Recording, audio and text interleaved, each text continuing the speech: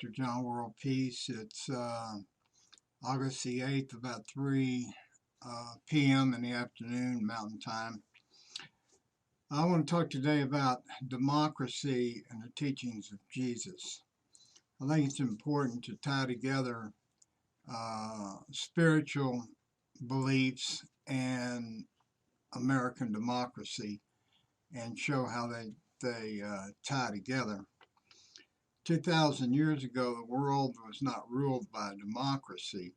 The Jews were ruled by a theocracy established by Abraham and codified, for the most part, by Moses. When God is appointing kings, a defective king's judgment is owned by God, who appointed him or blesses him. In an American democracy, the president is elected, not appointed by God. This means the bad acts of the president are owned by citizens who voted directly for the president and indirectly owned by the citizens that support the government and the election of the president.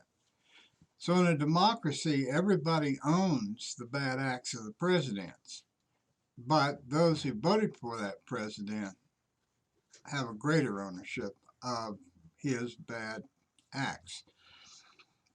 So when we have pain and suffering created by the president, like cutting off health care for the poor, then the citizens own that pain and suffering. Another example is when anti-abortion laws are passed that are not coupled with welfare support, and these unwanted children then suffer. Jesus said, "Truly I tell you, whatever you did not do for one of the least of these, you did not do for me." Matthew 25:45. He also said, "I tell you that every careless word that people speak, they shall give an accounting for it at the day of judgment." Matthew 12:36. "But I tell you that anyone who looks at a woman lustfully has already committed adultery with her in his heart." Matthew 5:28.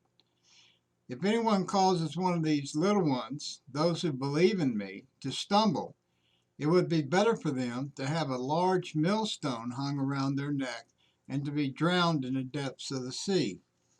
Matthew 18:6.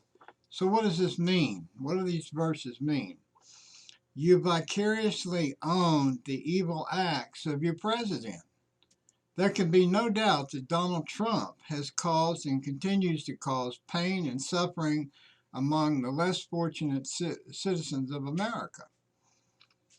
All the holy rollers, self-righteous preachers who support Trump and his denial of medical care for the poor and deny funds to raise children they have insisted be born will be held accountable for those acts that created pain and suffering.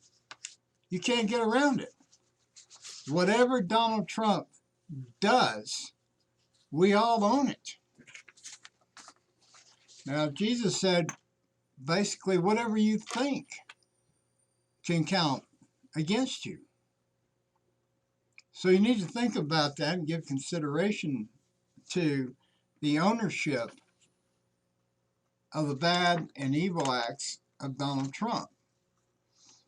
Every Christian who supports Donald Trump will have to answer to Jesus at death. That's the way it is. That's what the Bible says.